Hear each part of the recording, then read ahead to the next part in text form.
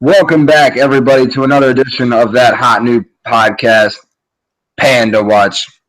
As always, I'm Steven Zebrack with. It's your boy Kev Ma, listening to Steven Zebrack just yell all over the microphone. Calm down, brother. Oh, my fault, man. I didn't know I was that loud. You are coming in way too hot right now. I'm gonna need you to Okay. break. Look, like my man Pinky told the driver, I'm gonna need you to slow this motherfucking down. You're hitting too many. You're taking those curves on too fast, baby. You almost made me spill this yak on my $200 suit. I mean, I'm just very excited. How's this now? Is this better? You have come down. You are subdued, and I appreciate it. I'm just excited, man. I got my picture posted on Facebook today, looking sweet in my 3-button polo. Yo, for anybody who's not friends with us, which is a lot of people, but probably nobody who's listening to the podcast, my mother found my 8th grade yearbook, and Steve and I went to middle school together. So I've been posting hilariously old pictures of each of us on the internet, and Steven's was great. Steven, you look exactly the same. You look like you were 14 because you were, but your teeth, dude. You have like small dolphin teeth in there, like small Tic Tac type teeth. I do in that picture, and it's funny because I was gonna say I felt honored that after you posted a picture of yourself, the first person you turned to was me. So I'd like to say thank you for that honor. Hey man, you know I love you, baby. Yeah, I appreciate that. Yo, Panda people, we apologize. You know, it wasn't too long of a hiatus like our last one, but we went kind of on a long-ish second hiatus. And we just want to tell my co-host on air, like, Steven, we can't do that anymore. Like, it's 2016. You're white, I'm black. If we go off the air for too long, chances are people might think that the black guy got shot. Yeah, that is used to be able to laugh at that, but now it's like kind of a actual possibility. Yeah. Especially if you're anywhere within like the middle of America. Yeah, as we've seen recently, there was yet another officer-involved shooting of an unarmed black man in Tulsa. There's been Kevin, I don't know if you want to give the lowdown on that one. There's been 3 in the last week, but the most recent one was in Tulsa, Oklahoma, and it involved the story is kind of crazy in the sense that police were dispatched to check on a disabled vehicle in the middle of the highway. And, you know, police or your VDOT are usually the people that you call, unless you have AAA, which can be a lifesaver. But yeah, police were dispatched, and apparently the victim, who is no longer with us, Terrence Crutcher, was outside of his vehicle. When police officers came close to him, this is a story, they were saying that the video shows a white Tulsa police officer fatally shooting Terrence Crutcher. Yeah, he didn't have a weapon. His car broke down. He was calling for assistance, and when they showed up, they treated him like he was a suspect. Through the video that we've got from the dash cam, we can only. I mean, I haven't watched the video. I just read the headlines. I choose not to watch videos because I don't really like seeing people get murdered, like whether it's a movie or in real life. But yeah, long story short, 2 police officers show up on the scene, and there's a helicopter involved, all for a broken down car. And the police officers tell the story that they tried to subdue the suspect, even though he was just there to have his car broke down. He was trying to call for assistance. They treated him like a suspect. One officer tased him because I guess he was not complying, And while he was being tased, and I've never understood this. If I'm being tased and my body's like going into shock or whatever happens when you get tased, I'm probably not going to be able to hear the other officer saying, hey, stop moving, because my body's going through convulsions through the electricity and all that good stuff. So, of course, he doesn't comply. And then the young lady whose name is... Yeah, she was identified. We have identified. But you're right. It's just... I mean, he was unarmed. The video shows that. Like you've said, I've only read descriptions because I don't have the stomach for that. Yeah. Here we go. He refused to follow commands given by the officers. They continued to talk to him. This is the police spokesman of Tulsa, Oklahoma PD, whatever you call him. They continued to talk to him. He continued to not listen and follow any commands. As they got closer to the vehicle, he reached inside the vehicle, and at that time there was a taser deployment. And a short time later, there was one shot fired. However, the video shows Crutcher walking towards his vehicle with his hand above his head, and while several officers follow closely behind him with weapons raised.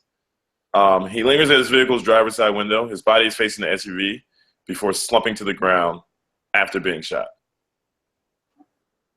Now, my question to anybody who's seen the video, who's read the descriptions, is A, how do you call the police when you get your car breaks down and you call for assistance? Why are they coming with their guns drawn? When you pull me over to give me a ticket, your guns aren't drawn. You just walk up there, you tap on my window with your baton or your flashlight or whatever the fuck you have, and we have dialogue. You give me the summons, I comply, and we get away, and we go on our lives. However, this one started off with a hostile situation, just like the guns are drawn off the bat. Now, everybody can go to that reproach that we should let all the details come out. However, there's no detail that's going to come out that is going to justify the police officer coming with their guns drawn. I don't think that's like protocol. Right. I don't think they found any weapons on him or in his vehicle. But they did find, apparently, allegedly, they might have found PCP. So I guess, spin it. Like he was obviously a menace because he was on PCP, even though he was walking towards his car with his hands up. And the icing on the cake for me is when people say that like there's no bias or racism or sexism or any ism when it comes to like people in positions of power, or this case particularly law enforcement, it is in the same article across numerous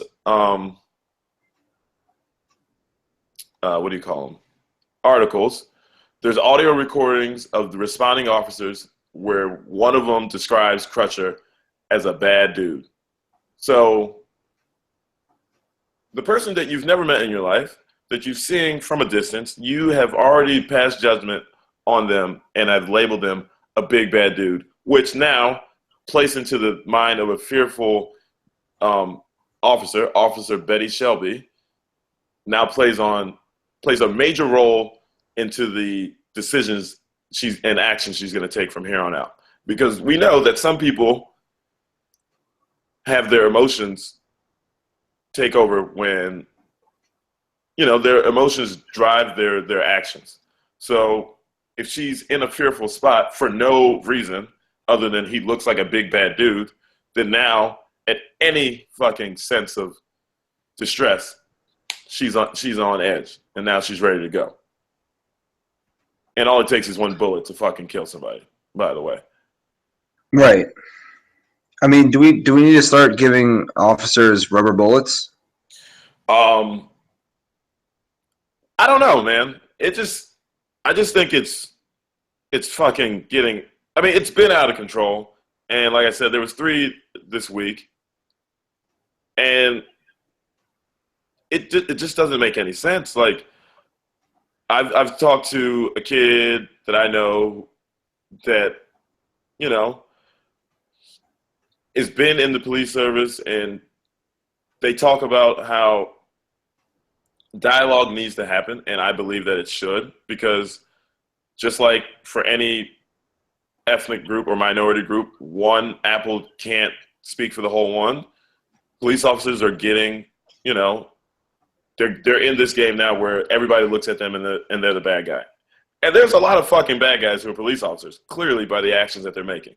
But sometimes every single time in an incident, they have been human beings. So human beings do what humans are going to do. But with that said, I think with some proper dialogue, some better training, and just some, I don't know if it's bravery or courage or just a little, like a deep breath. Like, maybe that will help you go through all the stages that they've taught you. Because there's no way, unless they are being instructed to fire on sight, that you have been taught that. That doesn't stand up with protect and serve. Right. And my thoughts are all over the place because it's just getting out of control. Like, I don't consider myself like an activist or anything like that, but sometimes you just can't shut the fuck up. And it's just like, yo, like, seriously, if this is the game we're going to play, America, police officers, whoever, please start issuing motherfuckers that look like me bulletproof vests, because at least I got a chance. Unless you're like a dead-eye sniper and you shoot me in my head. Well, and I hate to trivialize this with a movie reference, but the famous Roger Murdoch in Lethal Weapon 1 was, I shoot him in the leg. That way, he's alive and I can talk with him.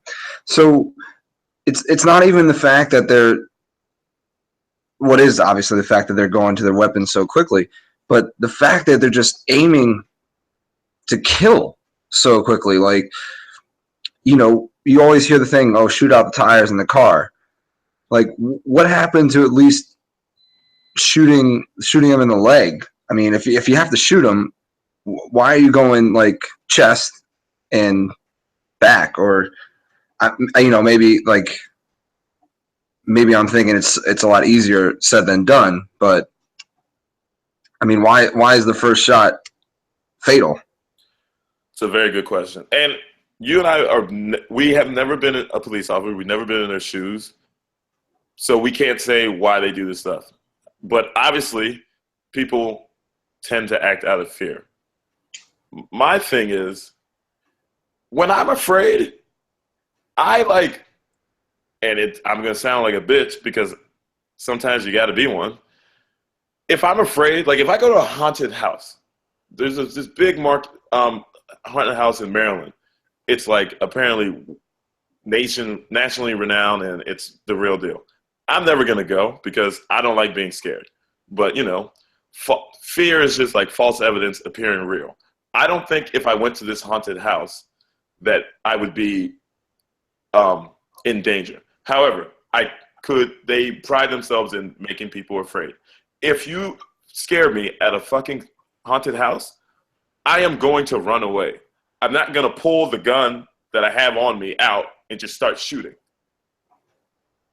So why not, if we're so fearful, why not just run? Or if it's your job to protect and serve, why not try to protect and serve? Because like we stated at the beginning, the man's car broke down. So unless you guys have some kind of backstory where people have been pretending to have their cars broken down and then they ambush police officers, what's your justification for what happened here? Because now a family, like the guy was a dad of 4, a brother, a son, all these people that depend, care, love, now they've got to mourn because somebody else took it upon them to say that I feared for my life. So if it's him or me, obviously it's him. Right. I mean, plus she wasn't alone. Yeah. And You got a helicopter and 4 to 5 other police officers there. yeah, I don't get it. I don't get it. The officer who shot and killed Terrence said he refused to show his hands. The video footage, however, shows him with his hands in the air. He walks away from the police at a slow pace, leans against the car, and that is when he is shot. Yeah, so Suck my dick. yeah. Because what is, like, and again, I'm not an activist, right? And I don't know how, I mean, dialogue and education are the only things that I'm going to say we need more of.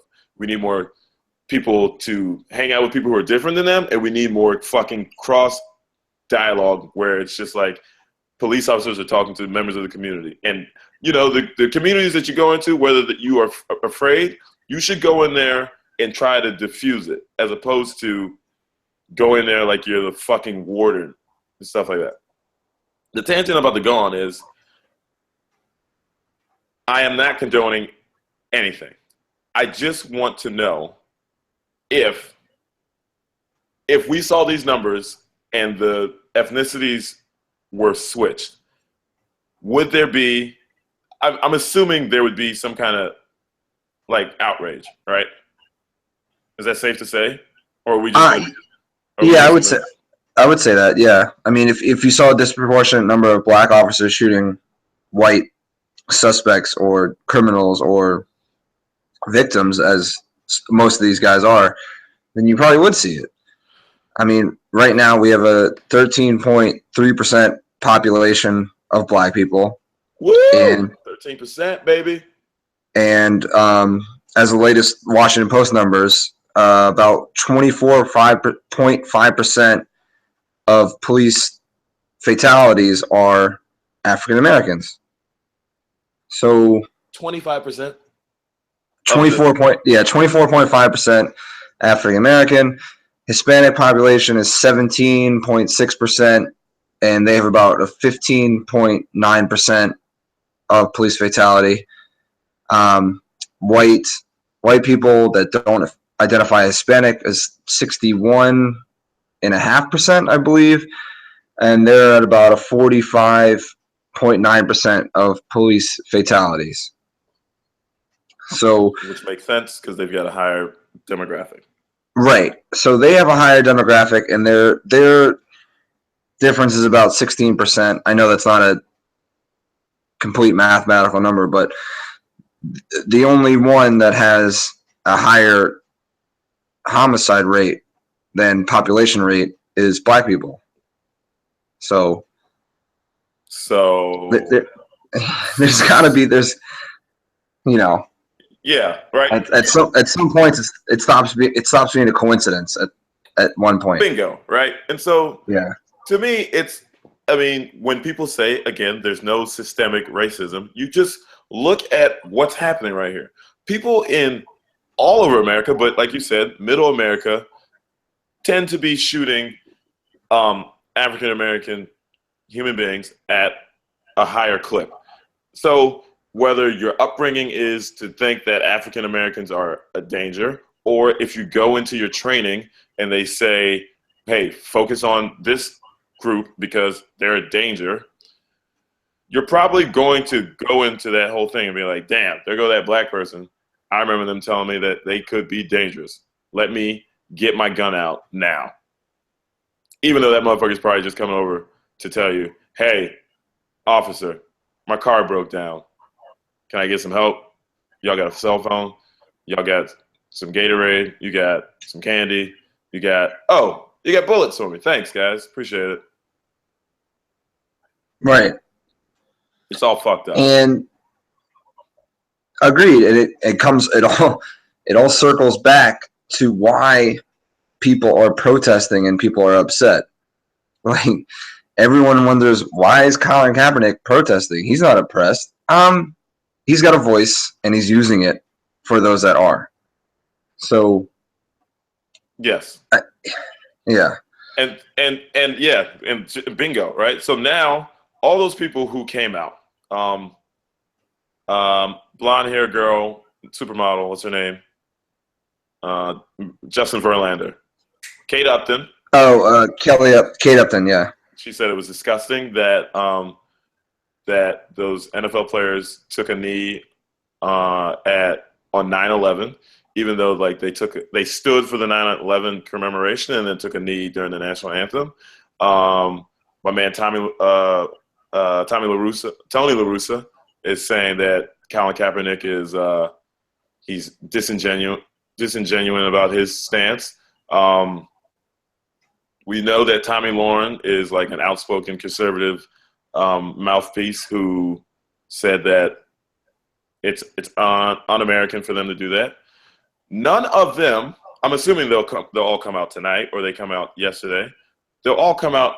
None of them have said anything about this shooting, which is weird. It's almost like they're condoning it. So it's almost like taking a knee is worse than shooting an unarmed black person. Like you always have something to say when it's affecting one of the values and core principles that you love so much. But you're not the only human. You're not the only American in this country. Why not give them a voice as well? That's too much work. Yeah, because it doesn't fit in with their narrative. It's like, hey, everyone should protest peacefully and have the right. Oh, no, wait. No, not that way. A different way. One that doesn't cause as much trouble. Yeah. Or awkwardness. One that I'm happy about, and my granddaddy's happy about, and my pa is happy about. Right. And I had to put that accent on. You don't like it? Kiss my ass. So yeah, I mean, Colin Kaepernick's going to keep kneeling, and you're going to see a lot more motherfuckers kneeling, and you're going to see kneeling happening all over the place. There's going to be people sitting. There's going to be people doing all kinds of stuff. All because we want to have a dialogue. We're not, like, there was a quote on the internet. This is, like, black people are not asking for revenge. They're just asking for equality. Right. Period. Yeah, I mean, who knows? Maybe, you keep thinking that certain incidents will spark the conversation and create some change. But the more and more it happens and more nothing changes, the more just... The more bodies pile up. Yeah, the more bodies pile up, just the more hopeless you feel about certain aspects of the country. It's... Yeah. This is the freest country on earth, except, shut the fuck up and know your place. Yeah. Because we're fucking losing. You're taking our people. You're taking our land. Yeah. R.I.P. to Terrence Crutcher. For sure. But yeah, moving on from that, it's kind of hard to follow up that conversation. But speaking of the NFL, a lot of action in week 2. We had, my Giants go 2-0 on the season. Who did you guys even play? Looking sharp. We played the Saints. Oh yeah. Gosh. We held them. I mean, the Saints have a high-powered offense, and we held them to 13 points. So no, that was a good defensive performance. Who knew that the Giants could pull that off? And I know some people have a problem with me saying we, but get over it. Fuck yourself. I mean, if you're a fan of the team for your entire life, you can claim a little ownership. Well, you can't, but I understand what you're trying to say. You can't, but, I mean, who cares? It's never been a big issue for me. Like, we both grew up in Arlington, Virginia, which is right next to Washington, D.C., and there's a football team with an offensive name that plays here, and you never rooted for them. I never rooted for them. If I did root for them, I was fucking 3, 4, 5 years old and didn't know any better. But once I came to that age of, like, my own thought, there was no chance that I was rooting for that team. A, because I had an older sister who loved them, so I was going the opposite way of her. And B, ew, yuck.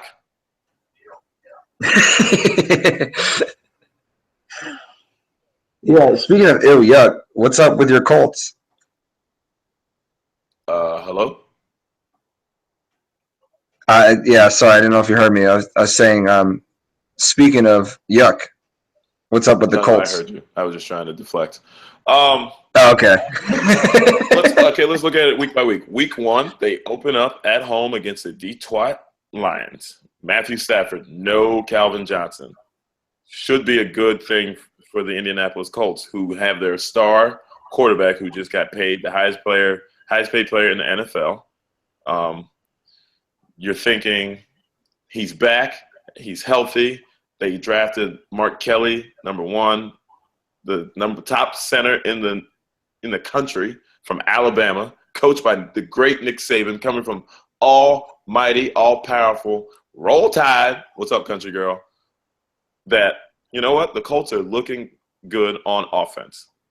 And they are good on offense. Scored 35 points against those Detroit Lions. But in football, the offense comes off the field, and then the defense comes on. And man, oh man, if you think that you've seen bad defense, go watch the Indianapolis Colts.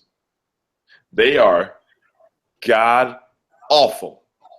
They can't get a rush, they can't cover anybody, and they can't tackle.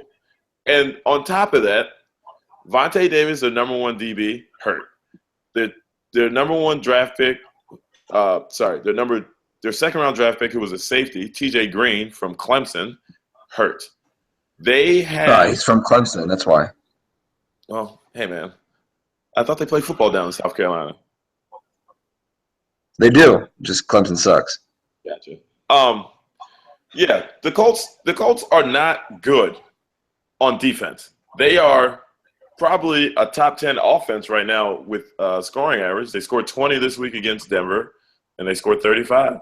So we're off to, we're averaging 28 points a game, almost. But they can't stop a fucking soul. So it's never good when your quarterback takes 3 quarters to fucking get hot.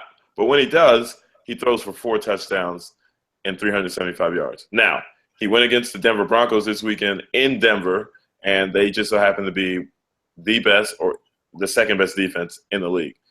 And even then, they had a chance.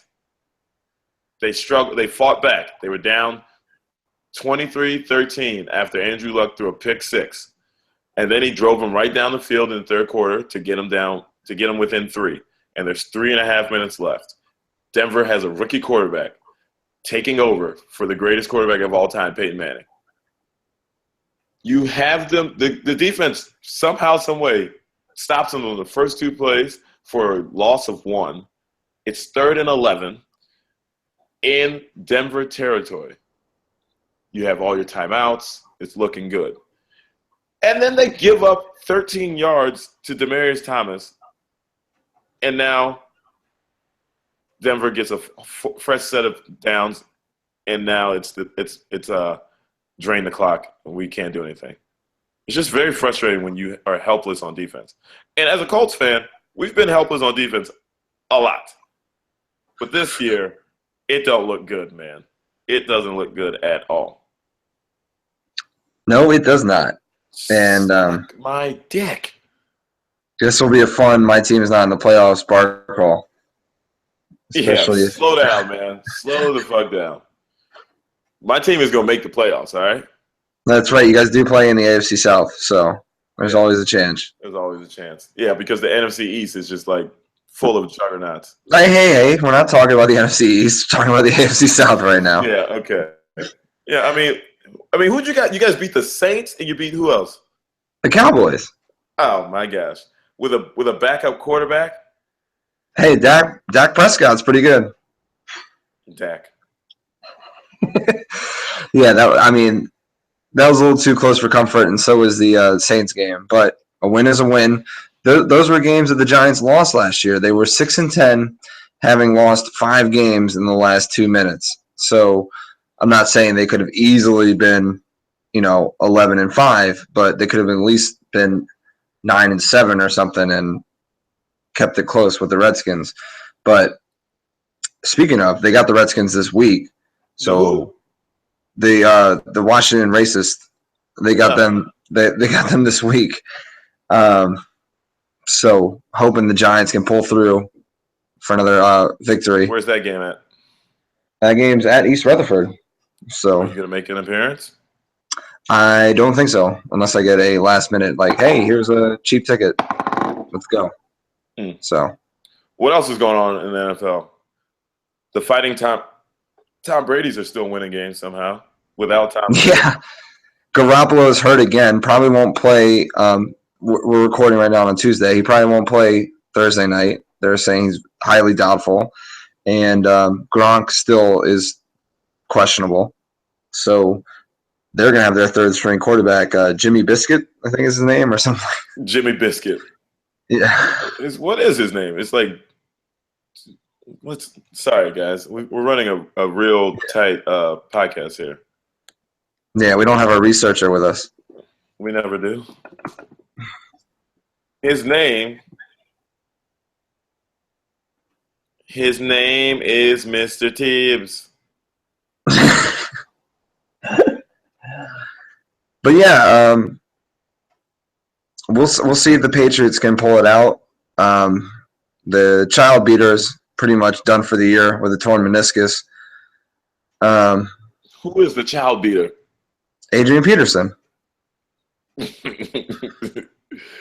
Hey man, that was months ago. Okay. He still did it, and I mean, we won't get into that, but yeah, let's not get into it. However, yeah, Adrian Peterson down with a knee injury that it didn't look good when it happened. If you didn't see the play, he got hurt, but like it's 2016, right? Right. When other players get hurt and they can't walk off the field, depending on the severity of the injury, they either have their teammates help them to the sideline, or I've seen like the cart that Ace Ventura had in the first one. Yeah, they bring those things out. They made Adrian Peterson on a torn meniscus or on a hurt leg hop from the fucking 45-yard line all the way to the locker room. It's like, yo, y'all paid this man $100 million. Nobody's going to bring that cart out here? Was the cart being occupied to take ice around the stadium? What was going on there? I don't know, but apparently they wanted to open a new stadium with a bang, and that's what happened. Yeah, they made him, and it's funny, they had him walking through like restaurants and stuff in the stadium. Yeah. He's like the man is hopping through the whole stadium. You've been running Minnesota for the past 6 years. His legs got to be tired, and y'all gonna be like, "Look, dude, you just blew your knee out. Go ahead and hop your ass back there, and let's see what this MRI shows." I mean, maybe Teddy Bridgewater had the cart reserved already. Jeez, I'll tell you this: it's a bad time to have knees in fucking Minnesota. Yeah, it's gonna be a tough year for them. It had a pretty decent squad. Stephon Diggs was looking pretty good, although Bradford apparently in his first game was looking pretty sharp. Oh, so, he looked good. I mean, that's what I saw. Put him right in the breadbasket, as they say. Yeah, but now that he has no running game, we'll see how it goes when he. Well, they still got Asiata Cheese and Jerome McKinnon. Yeah. I guess I'll have to switch it up a little bit. But what else? Any other NFL headlines out there? That I can think of. Danny Woodhead's out for the year, unfortunately, as well. Ooh. Danny Woodhead. Everyone's favorite PPR running back. Here we go. You get 30 seconds on the clock. I need you to name 2 active white running backs. I get the name 2. Yep. Toby Gerhart. He's still active, right? He is not in the league no more. Do fullbacks count? No. We're not even going to mention white people's favorite fullback, John Coons. Mike Allstott. Oh, Coon. It's like, hey, white people. He's not in Green Bay anymore. Yeah. I know. He's in New Orleans, ain't he? I don't know. Do beige guys count? Fuck no. Yeah, I mean, because the closest I'd have is maybe Ryan Matthews from the Eagles. That guy, he's on my fantasy team. I know. Yeah. No, I mean, I can't, off the top of my head, no, I can't think of any. Yeah, I knew it. Speaking of fantasy, Steven and I played each other this week, and Steven cheated. Yeah. I beat the crap out of Kevin to a tune of a 44-point margin of victory. Yeah, all because fucking Matt Forte wanted to go bonkers last Monday night or Thursday night. The Thursday night, yeah, he had 3 touchdowns, 100 yards. That was nice. Yeah. He still got it. And D'Angelo Williams is the person to have when Le'Veon Bell smokes weed all the time. So that is very true. Yeah, I don't want to talk any more football. Get me out of here. All right. Get you out of here. You had a big, what was it, a couple weeks ago? You had a big night in Arlington, Virginia. Listen, I had a big night, Steven. We, PandaWatch, the brotherhood that is Steven and Kevin, we had a big night. Ladies and gentlemen, 2 weeks ago. Was it 2 weeks ago? Yeah. 2 weeks ago, I got to see one of our childhood favorite movies, Barry Gordy's The Last Dragon, in theaters. It's the 30-year anniversary of the release of the movie, and the star of the show is still alive. 51-year-old Ty-Mac. First of all, is it a surprise that a 51-year-old dude is still alive? He is black, so yes. That's true. Meanwhile, the average black person dies at the age of 54. There you go. We should collect Social Security. But yeah, Ty-Mac is on a press tour with the movie, and I guess he's got a book out. But we got to see the movie in theaters with other fellow fanatics, which was great. The show was like sold out. It was at the Arlington Cinema Draft House, and I saw him in real life. And you want to talk about like somebody's aura? I saw a glow around him, man, and I mean the glow. It was like beyond words that can describe. Watching the movie again in the theaters was dope because everybody knew the quotes, and the Arlington Cinema Draft House looks like an old-time movie theater, so it felt just right. The only thing that was interesting was they had a Q&A at the end of the session, and believe it or not, if you had to guess how many times Tay-Mac's seen that movie, how many would you guess? And by the way, the movie's been out for 30 years. And he's in the movie. I would guess 2. That's your guess? That's my guess. So you mean to tell me that you think just Tay-Mac or any actor who was in a movie doesn't see the movie they're in more than once? I'm guessing just Tay-Mac. Okay. I was gonna follow up with if you were a movie star and you were in a movie, would you only watch that movie once? Twice? Oh no. I would watch it. Well, it depends. If I, sound like an idiot like I do all the time, then maybe just once. But with him, because he's so, he's a cornball, he probably only watched it once or twice. And I want to stick up for my man Tay-Mac and be like, hey, man, he ain't no cornball. Bastard. However, he was very corny, and he had only seen the movie twice, yo. I told you. What up? He had only seen the movie 2 times, which was told you. Which was crazy. People were asking really pointed questions. One guy was like, I really think that the soundtrack is what makes the movie. Barry Gordon did a great job with it. I hear that you guys are thinking about possibly doing a remake. who of today or who's still alive that you would want to work with for the soundtrack? And he was like, ooh, and I know he was on the spot and it's tough, but I mean, you could have said anybody. You said Kanye. You literally could have said anybody, and it would have been better than, ooh, But, I mean, nothing was ruining that day for me. Like, seeing him in person, watching that movie, it just, I mean, I'm getting chills just thinking about it right now, Steven. It was just a great day. You missed out, man. I'm kind of annoyed. That's one of the few times I regret living in New York. But yeah, was that a fucking humble brag? No, I mean it was. I guess so, but it was sincere. I regret not being there. It was dope. Yeah, I mean I can imagine. T-Mac in the flesh. There was no masters there, man. Yeah, and no slaves either. Slaves either. Did he? Was he doing the craps the way the Soul Brothers #1 plays? Yes.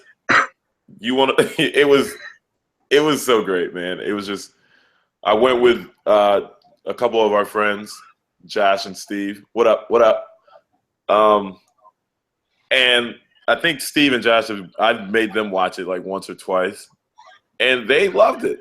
They thought it was like awesome, as they should.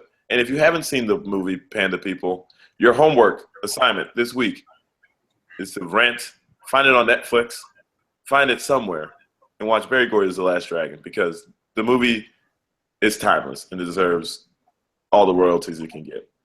But I mean, you and I hope none of them go to T-Mac, because the nigga didn't even watch the movie.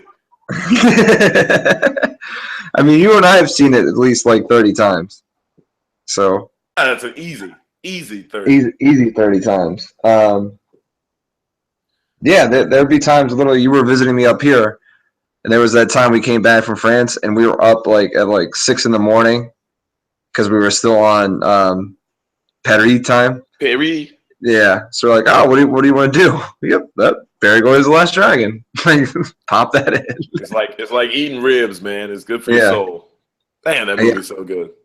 That movie is amazing. And I hope it never dies. Heroes get remembered, man. But legends never die. What's that from? What? Seriously. Heroes get remembered, but legends never die. Follow your heart, kid. And you never go wrong. Is that the Goonies? Oh my gosh, dude. You call yourself a baseball fan and you don't know The Sandlot when you hear it? Yeah, I knew it the entire time. I was just messing with you. That was way too easy. Whatever. What? You got me. Yeah, that was way too easy. So, I mean, going from the legendary T-Mac and Barry Gordy's The Last Dragon and the genre of film, what do we got for him in TV show wise? Oh, we got something good for you, Panda people. If you have cable, you need to find FX and watch Donald Glover's show.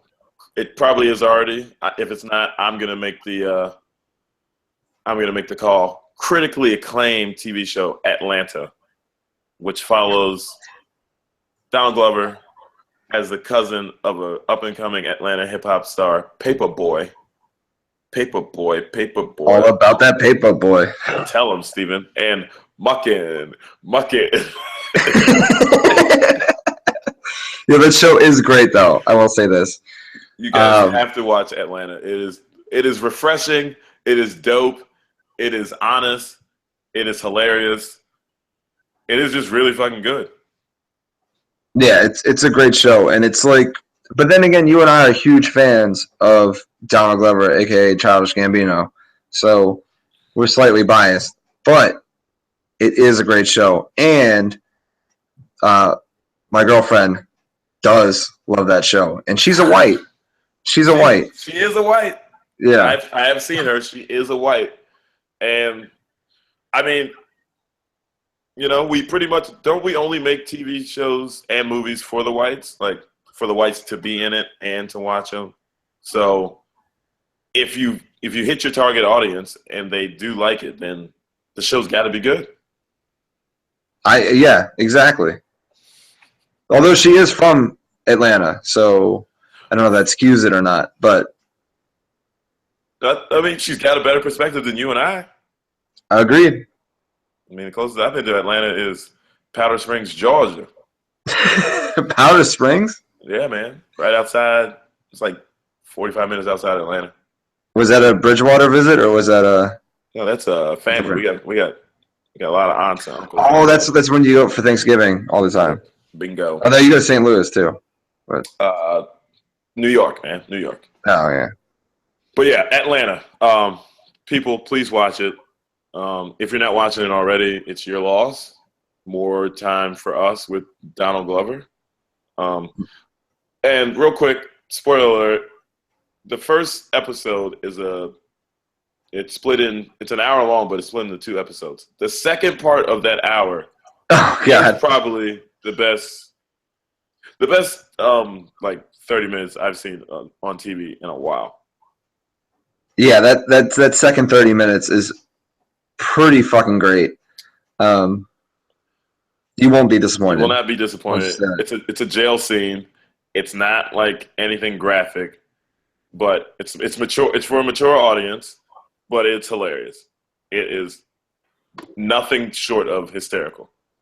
So, PandaWatch is giving the fucking stamp. I think we're gonna have some kind of name for this eventually when we become Siskel and Ebert. But right now, it's getting the Panda. What do you want to call it? The Panda Push, the Panda Pound. I was gonna say the Panda Paw of Approval. Oh my gosh, Steven. That is great. The Panda Paw of Approval. PP, Panda Paw of Approval. So we just take the O out and we just say PPA. Yeah, I think you just ruined it. But yeah, the Panda Paw of Approval. That's what I was thinking. The fucking Panda Paw of Approval. Yes, I love it. That's what I'm talking about, man. That's why we just got to record the podcast, man. We just got to get into a flow. And we come up with stuff like Panda Paw of Approval. I mean, I do what I can. I have a purpose. No, the show is great, though. The 4th episode airs tonight, which is September 20th.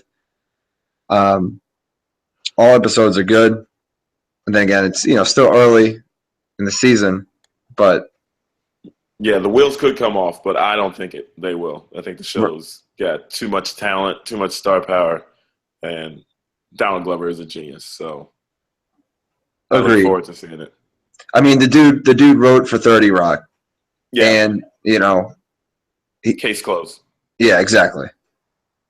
So. Open and shut case, Johnson.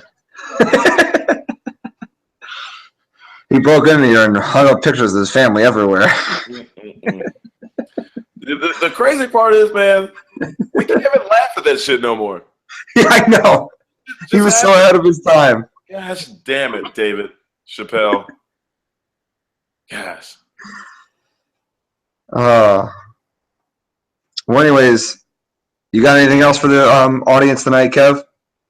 I'm just going to leave it with stay safe. If you're afraid, get a nightlight, call somebody. Just don't shoot anybody, please. Please, please, fucking please. That's all I got. All right. And on that note, as always, follow us. Follow us on Twitter. Follow us on Twitter. Because Kevin's got that account going, apparently. Kevin's got the account, and he's going to send a tweet tonight. Tonight. As always, follow us on Facebook, too. Any emails, comments, suggestions at thepandawatchpodcast@gmail.com. I feel like our next episode, we probably should or will have a guest. We probably should. We probably should get one. mystery to be determined. If you want to be that guest, send us an email. There you go. You could. We make stars out here, yo. Like, yeah. Shout out to young Bria. She's like a rock star these days. I mean, we pretty much made Jeremy Kapanos into who he is these days. So right, Cap's nothing without us. Jay Stratman, he's gone on to big and great things. So you're welcome as well. I mean, like the list, it doesn't go on because I think that's the only 3 guests we've had. But yeah, we're here. We break talent here, guys. That's what we do at Panda Watch. We break talent. We break new terms. Shout out to the Panda Paw of Approval. Follow us. The tweet is coming out tonight. PandaWatch Cast, at PandaWatch Cast. Follow us. We're going to the top. Yep, and we'll see you there. But until next time, peace, love, and chancletas.